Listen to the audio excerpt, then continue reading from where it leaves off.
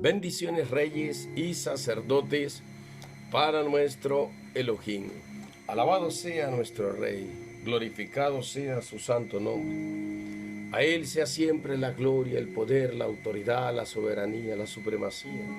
Solo Él es Dios, solo Él es Señor, solo Él es santo, solo Él es digno de ser honrado, glorificado, como su nombre solo lo merece. A Él la gloria por los siglos de los siglos, a Él la autoridad por los siglos de los siglos. Hoy jueves 5 de agosto del 2021, continuamos con nuestro estudio sobre el libro de Proverbios, previo a nuestro tiempo de adoración al Rey de los Reyes, donde le entregamos los primeros 7 días de cada mes, un tiempo de alabanza y adoración específico y especial para Él. Desde nuestras casas nos conectamos en nuestro espíritu como altares vivientes para darle el reconocimiento al que vive para siempre por los siglos de los siglos. Amén. A Él sea siempre la gloria. Hoy, Proverbios capítulo 20, del verso 15 en 16 sería en adelante, para continuar con nuestro estudio en este día. Dice el verso 16, que le retengan hasta la camisa al que sirve de fiador de las deudas de otros. Esta parte es un poquito complicada, porque cuando las personas son correctas y pagan sus deudas como corresponde, obviamente son personas que podría uno decir hay confianza, pero definitivamente hay personas que no. Y yo creo que aquí el escritor nos llama a la sensatez y al analizar sobre quién podemos salir fiador. Sobre personas que usted conoce que no hay confianza, ya no puede salir fiador. Sobre personas a las cuales usted le tiene confianza y han cumplido con responsabilidad, podría ser. En todo caso, la idea del escritor es que uno tiene que ser prudente en todos los aspectos de la vida financiera de cada persona, porque si alguien sale perjudicado en alguna parte financiera, afectará también a su familia, afectará a su casa, a sus proyectos quizás. Entonces es necesario ser prudentes en esto y manejarnos de acuerdo a lo que el Señor nos guíe en esta situación. Dice el verso 17, sabe bien el pan que se consigue estafando a los demás, pero después será como llenar la boca de arena. Sabe bien el pan quiere decir que las personas que aparentemente engañan, estafan y salen beneficiados de estas estafas y engaños, aparentemente celebran, festejan, se deleitan, disfrutan a más no poder de todos los recursos obtenidos de mala forma. Mas sin embargo dice el Señor que llegará el momento en que serán ajusticiados por el Eterno, y todo aquello que se volvió gozo y alegría se convertirá en tristeza, en dolor, en angustia, en amargura.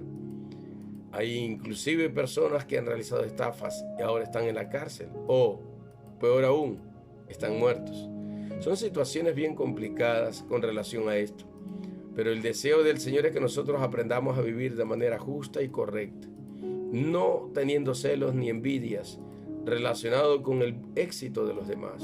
El Señor nos quiere llevar al buen éxito y por lo tanto debemos esforzarnos para trabajar y encaminarnos hacia lo que el Señor desea, sin engañar a nadie, sin dañar a nadie, sin afectar a nadie, manejándose de una manera justa, íntegra, honesta, delante de los ojos de Dios, manejándose con respeto hacia los demás, porque hay tanta gente que no tiene pena, como dijo el colombiano, de dañar a alguien, de dañar a una familia, de quitarle el pan a una familia. Les da igual. Están como con el corazón entenebrecido y no les importa. No les importa a quién dañan, a quién estafan, a quién perjudican. No les importa el resultado o las consecuencias que vengan sobre personas ante una situación de estafa como esa. Entonces es necesario entender que todas estas cosas conducen al mal y por lo tanto Yahshua Mashiach juzga aquellas cosas que no son agradables ni rectas ante los ojos del Eterno. El verso 18 dice, busca buen consejo al hacer tus planes. O sea, es necesario que tú te aconsejes y te asegures bien antes de realizar planes. Haz un estudio analítico sobre los pros, sobre los contras, sobre las amenazas o sobre las oportunidades que se pueden presentar ante la situación. Dice, se necesita una buena estrategia para librar una buena batalla o una guerra. Es necesario ser inteligente y actuar con inteligencia. Creo que en otras versiones dice que hay que ser inteligente o actuar con inteligencia, o con inteligencia se gana la guerra o se ganan las batallas. Hay que tener la estrategia divina, el diseño divino para poder tener éxito en la vida, y el diseño es su palabra. Definitivamente por eso el Señor nos manda a buscar su palabra por encima de todo. El 19 dice, el chismoso no es digno de confianza. Por lo tanto, no busques la amistad del que habla demasiado. El chismoso divulgará, aumentará. Alguien dijo algo y el chismoso le puso 100 veces más de lo que oyó oír, o lo que oyó, lo que se dijo. El chismoso lo aumentará. Le pondrá sal, pimienta, le pondrá aditamentos, le pondrá aderezos allí, para que todo aquello se convierta realmente en un caos. Es más, la Biblia dice que el chismoso aleja a los mejores amigos, a los buenos amigos. Es más, en el libro de Deuteronomio, el Señor dice, no andarás chismeando, como uno de los principios de ley, no andarás chismeando en medio de mi pueblo. O sea, el Señor detesta esta conducta, este tipo de conducta, chisme, contienda, disensión, difamación, calumnia, son prácticamente la comida del espíritu jezabélico. Por lo tanto, el Señor rechaza y desecha cualquier conducta que esté asociada al chisme, a la murmuración, a la calumnia, a la difamación, porque atenta contra el prójimo y atenta contra el segundo mandamiento, que es amar al prójimo como si fueras tú mismo. Verso 20. Al que se atreva a maldecir al padre o a la madre, se le apagará la lámpara en medio de la más terrible oscuridad. Una de las maldiciones que se estipularon en las Escrituras tienen que ver precisamente con la falta de honra a los padres. El Señor nos manda por orden divina honrar a padre y madre. Y honrar quiere decir respetar, y respetar quiere decir amar y considerar. Amar y considerar quiere decir que cuando ellos en su vida de ancianidad pasan situaciones difíciles, tiempos en los cuales no hayan contentamiento, es allí donde los hijos tienen que estar, apoyando, sosteniendo, ayudando a aquel que en su tiempo y en su momento se esforzaron y se sacrificaron por los hijos. Todo padre o madre en su momento hizo sacrificios a favor de los hijos, esfuerzos, todo su trabajo, su fuerza estuvo enfocada precisamente en sostener, alimentar, traer vestido, comida a la casa. Por lo tanto, suplir toda necesidad, y lo que mínimo merecen nuestros progenitores con relación a esto es que nosotros les ayudemos, los apoyemos, los respetemos, los amemos hasta el último día de sus días, y podamos ayudarlos en todo lo que esté a nuestro alcance, en todo lo que nos sea posible hacer. Ese es el deber de la familia, una familia entendida, una familia que sabe que la bendición del Señor reposa en cumplir los mandatos divinos. Y este pasaje bíblico del versículo 20 habla de ese mandato divino de honrar a los padres y a la madre. Por eso dice que el que honra a padre y madre se alargarán sus días y le irá bien. Aquí el proverbio dice que al que maldice o se atreve a maldecir a padre o madre, se le apagará la lámpara en medio de la más terrible oscuridad. Esto quiere decir que morirá joven. Esto quiere decir que morirá recibiendo quizás el fruto de lo que sembró: rechazo, amargura, dolor, y eso mismo vendrá sobre él. Esto también tiene que ver con la palabra que habla de la siembra y de la cosecha. Solo cosecharán los que sembraron. Y 2, todo lo que se siembra, se cosecha. Si se siembra mal, se cosechará para mal. Si se siembra bien, si se siembra justicia, integridad, honestidad, amor, bondad, respeto, eso es lo que se cosechará en su tiempo. Por eso, jóvenes que muchas veces actúan rebeldes con sus padres, cuando entran en su etapa de adolescencia en adelante, piensen bien a la hora de manifestar alguna situación negativa de rebelión. No se levanten contra sus padres, ámenlos, respétenlos. El mandamiento dice que tienes que amar y respetar al padre y a la madre. No dice si se portan bien o se portan mal. El mandamiento dice que tienes que amarlos y respetarlos, no importa cualquiera que haya sido su trato, si quizás hasta su abandono. Toda maldición de dolor, de bastardía, de amargura se terminará el día en que cualquier persona que haya sufrido situaciones duras desde su infancia decida perdonar a quien le ofendió, a quien lo abandonó, a quien lo trató mal, qué sé yo, y dar gracias si tuvo padres ejemplares, padres que guiaron, que enseñaron, que estuvieron ahí, que los apoyaron siempre.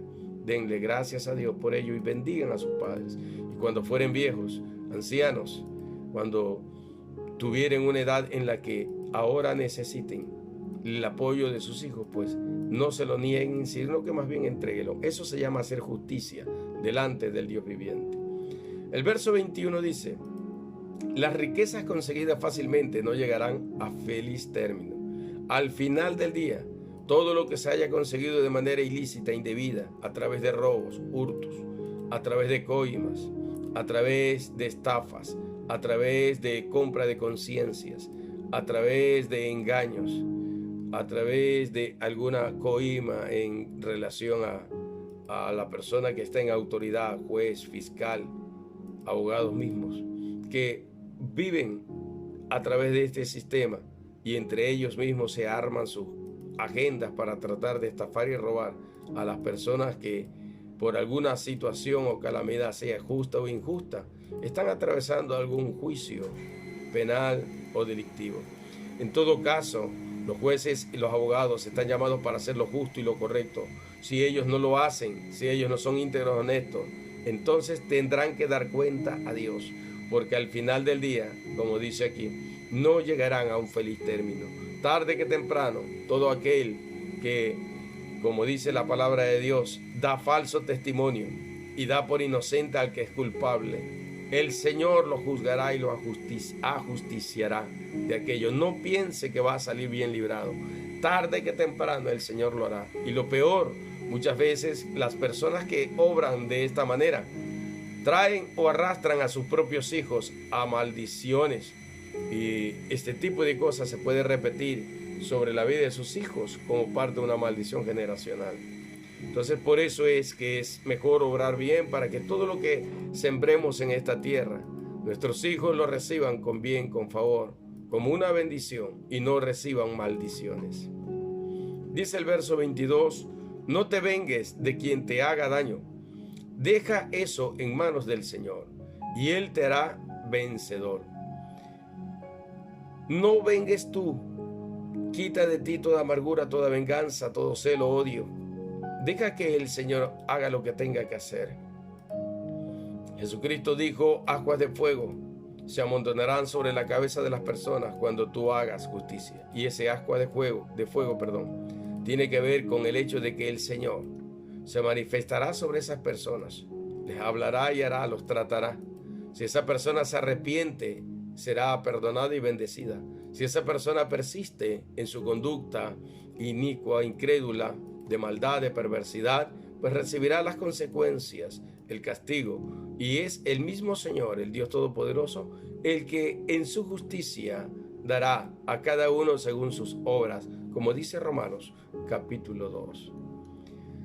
El 23 dice, el Señor detesta el uso de las pesas falsas y condena el uso de las balanzas adulteradas. Aquí el Señor una vez más vuelve a reafirmar el hecho de que los negocios deben de ser correctos y justos.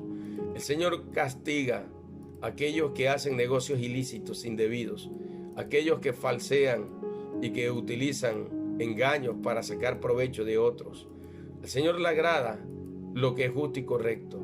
Y todo tiene su recompensa. Es justo ganar un porcentaje porque es un negocio.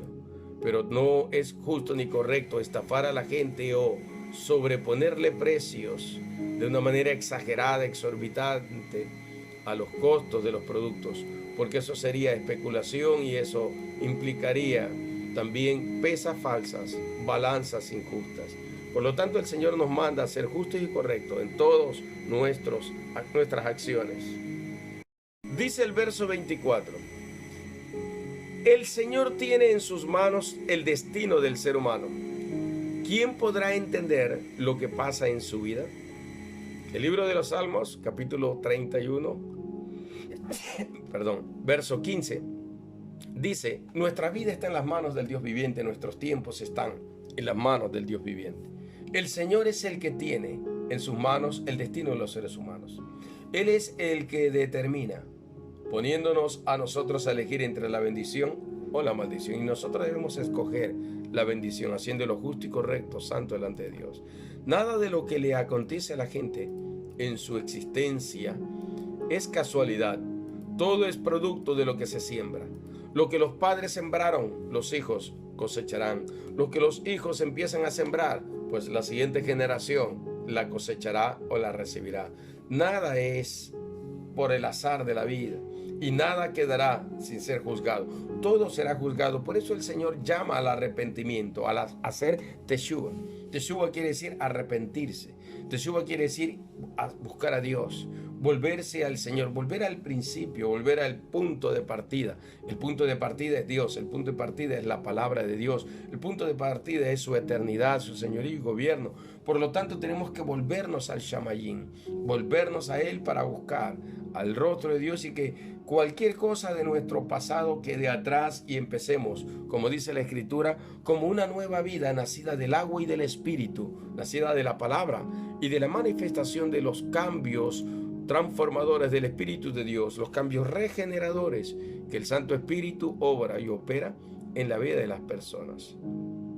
El 25 dice: queda atrapado el que le hace una promesa a Dios a la ligera y luego la reconsidera, o sea, no la cumple. Lo que tú prometas a Dios, tienes que cumplirlo. Es un principio, es un voto, es un pacto con el Señor. Lo que dice Eclesiastés capítulo 5, verso 1. No hagas promesas a la ligera a Dios, porque entenderás que si algo le prometes a Dios, tienes que cumplirlo. Hay personas que dicen, cuando hay momentos de necesidad: Señor, yo te prometo que si tú haces un milagro, si tú sanas la vida de mi esposo, de mi esposa, si tú sanas la vida de mis hijos, si tú me bendices, si tú me rescatas, si tú me sacas de esta situación, entonces yo te voy a buscar, yo te voy a servir. Y hay gente que hace miles de promesas de esa naturaleza. Y cuando esas personas no cumplen lo que prometen a Dios, entonces eso se convierte en un falso juramento, en una pesa falsa, en una medida falsa, equivocada. Entonces el Señor dice no, porque Él pesa los corazones y Él llama la atención de aquellas personas que han hecho un voto. Si tú has hecho un voto y le has prometido algo al Señor y le dijiste: Señor, si tú salvas la vida de mi esposa de pronto cuando ha estado en alguna situación de enfermedad o quizás en medio de una situación crítica dando a luz, y tú le has prometido a Dios: Señor, ayúdanos, Señor, salva la vida de mi esposa, salva la vida de mis hijos, Señor, yo te prometo esto, te prometo lo de acá, te prometo buscarte, qué sé yo. Cualquier cosa que le hayas prometido a Dios, en cualquier circunstancia en que te haya acontecido, tú tienes que buscar a Dios. Tienes que cumplir con el Señor. Tienes que cumplir lo que prometiste, lo que salió de tu boca delante del Señor, y tienes que buscar a Dios con todo tu corazón, porque si no, el enemigo tomará aquellas palabras y aquel acto de injusticia y empezará a atacar a aquella persona que no ha cumplido conforme a lo que prometió, a lo que salió de su boca. La palabra del Eterno es verdad, es valiosa y es pacto y es juramento. Por lo tanto, todo lo que dice el Eterno, Él lo cumple.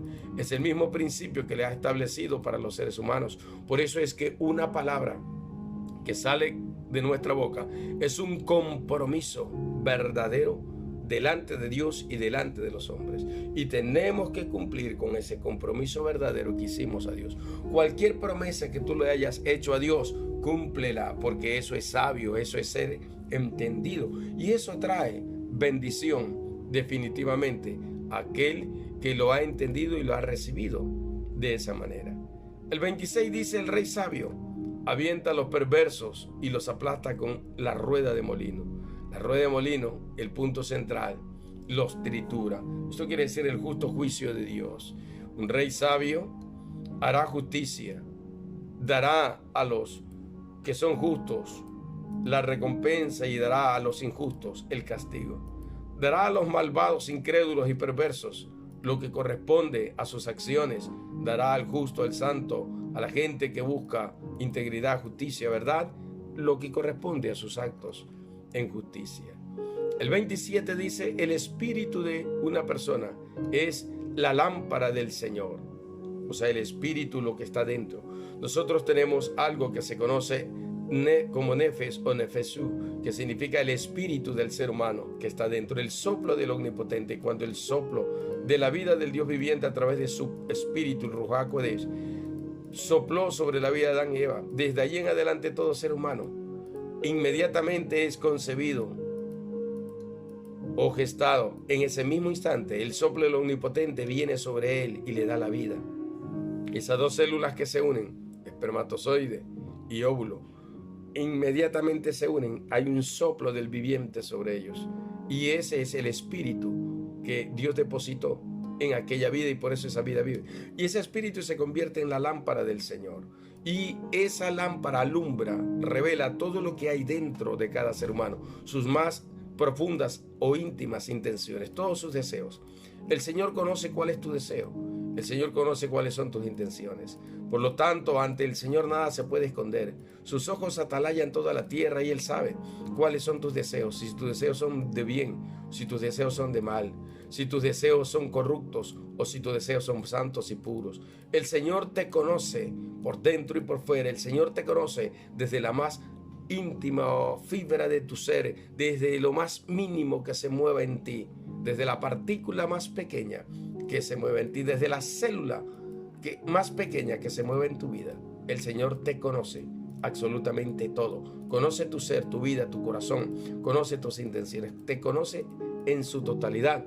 Por lo tanto, el Rey de los Reyes, o al Rey de los Reyes, todo está abierto, nada está oculto, nada está escondido. Sus ojos atalayan toda la tierra, su omnipresencia se manifiesta, su omnisciencia se mueve, está en todos los lugares al mismo tiempo y conoce todas las cosas que se muevan en el universo creado al mismo tiempo. Eso se llama conocimiento eterno del Elohim, y solo reposa en la mente y en el corazón del Dios que vive.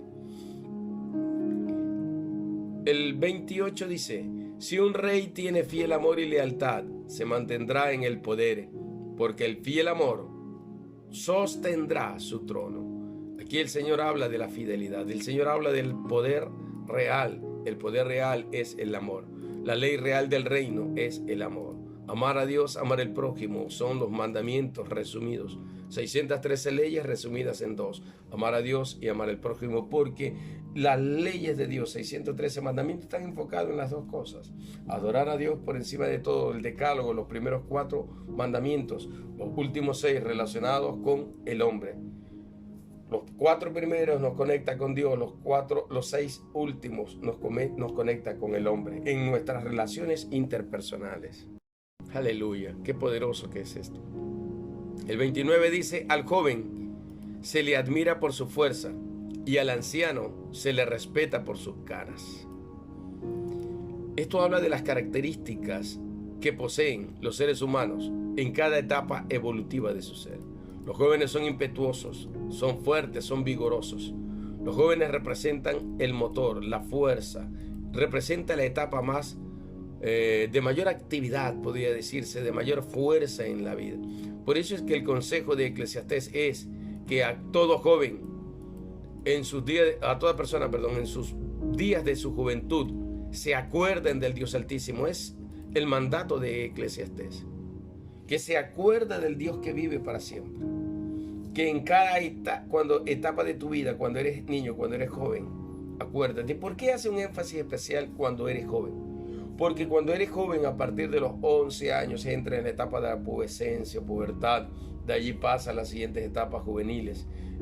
Es el momento cumbre preciso donde empiezan a desarrollar todas sus actividades y cambios y transformaciones biológicos, mentales, intelectuales, sentimientos, emociones, tanto físicas como almáticas. Todas empiezan a manifestarse, a florecer. Es el tiempo del florecimiento de lo espiritual en el ser humano. Es el tiempo del desarrollo de todo el depósito que obtuvieron desde que estaban en el vientre hasta los primeros 5 o 7 años de su vida infantil. Todos esos depósitos que están ahí empiezan a surgir, empiezan a emerger. Todos los cambios físicos, fisiológicos, los cambios mentales, los cambios de sentimientos, emociones, los cambios almáticos. Todo empieza a florecer en esa etapa. Y por eso dice el Señor que es en esa etapa donde tú tienes que acordarte de tu Creador y vivir según el orden o la palabra de Dios que nos entregó el Creador. Por eso es que en la cultura hebrea, un niño que tenía 5 años ya tenía que conocer los 10 mandamientos. Cuando cumplía 12 años, ellos tenían que ser presentados ante el sacerdote y el sacerdote le tomaba las lecciones acerca del conocimiento de la ley de Dios y él tenía que conocer los mandamientos, las ordenanzas del Dios viviente, y él hacía un pacto o de transición en donde él pasaba a ser una persona dependiente de sus padres ahora a ser una persona responsable por sus propios actos delante del Dios viviente. Por lo tanto, llega una edad, 11, 12 años, en que las personas delante de Dios tienen que asumir con responsabilidad sus comportamientos en esa etapa. Por eso es que el Señor hace un énfasis en el libro de Eclesiastés sobre el hecho de que, joven, acuérdate de tu Creador. Y ese acuérdate no quiere decir, sí, Dios existe. No, ese acuérdate quiere decir, respeta al Señor, ama al Señor, vive como el Señor quiere. No te desenfrenes, no destruyas tu vida, no destruyas tu juventud, no destruyas tu ser, no destruyas tu alma y tu espíritu. Camina en la justicia, camina en la rectitud, reconoce al Señor tu Dios en todos tus caminos, vive como Él quiere, vive como a Él le agrada, que es uno de los códigos del reino poderosos que se mencionan en las Sagradas Escrituras y que está asociada al número 10, Yod, o Yud Et Bei Tiene que está asociado a eso. Y es necesario que nosotros aprendamos esta verdad. Joven, busca al Señor. Confía en la palabra del Eterno. Hay mucha fuerza, hay mucho ímpetu, que ese potencial que el Eterno depositó en ti, joven, pueda ser canalizado para que tú obres en justicia y en verdad y te vuelvas una persona justa, recta, correcta. Nada de vicios, nada de pecados inmorales, nada de cosas perversas, nada de desviaciones, nada, ningún tipo de conducta inmoral. Solo ama a Dios, consagra tu vida, consagra tu cuerpo, consagra tu sexualidad, consagra tus sentimientos y emociones, y no permitas que alguna maldad entre en tu corazón y quieras hacer mal a tu prójimo. Aleluya. Concluye este capítulo 20 con el verso 30 que dice: el castigo le quita lo malo al perverso, porque el castigo hace cambiar a la gente. Castigo, disciplina. Hay un pasaje bíblico en Isaías capítulo 29, versos 6, 7, 9 por ahí, donde el Señor dice que los juicios son necesarios, porque si no hay juicio la gente no cambia. La disciplina es necesaria, porque si no hay disciplina la gente no cambia. Y como dice la Escritura, corrige al niño desde que es pequeño, corrige al niño desde que está pequeño, desde que vaya dando sus primeros pasos, enséñale justicia, enséñale integridad, enséñale obediencia, para que después no tenga que sufrir dolores de cabeza con esos niños rebeldes, malcriados, o ya jóvenes malcriados, rebeldes, irrespetuosos, que hacen todo tipo de mal, sin sentimientos, que tienen una conciencia cauterizada, que no les da temor, no les da sentimientos en relación a lo malo que hacen. No les apena hacer cosas malas, destructivas. No les importan las condiciones en las que ofenden, atacan y llevan a la gente quizás. Y no les importa ni les interesa, se vuelven indolentes. Recuerda que la instrucción Es la palabra desde el principio que es enseñada en el corazón del niño. Instruye al niño en su camino para que cuando fuere viejo no se aparte de aquel mandato, de aquel mandamiento, de aquella instrucción. La palabra es la instrucción eterna, es la palabra que nos da la vida, es la palabra que nos lleva a la verdad. Esa es la palabra santa pura, es la palabra bendita del Eterno. La palabra es vara. Por lo tanto, la vara del Dios viviente nos va a corregir, corregirá nuestras acciones, nuestros actos, nuestras conductas y nos llevará a una vida de integridad y justicia delante del Dios viviente. Nos llevará a hacer lo que es santo, lo que es justo delante del Padre.